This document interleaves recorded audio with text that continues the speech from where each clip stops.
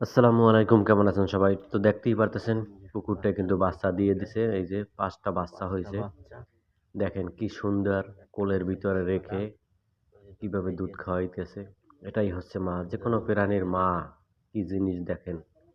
কেমনে ৫ টা বাচ্চা এই নিজে কত কষ্ট করে এই যে শুয়ে রইছে বাচ্চাগুলোকে কিভাবে কোলের ভিতরে রেখে এই যে দেখেন কেমনে রাখছে দেখেন।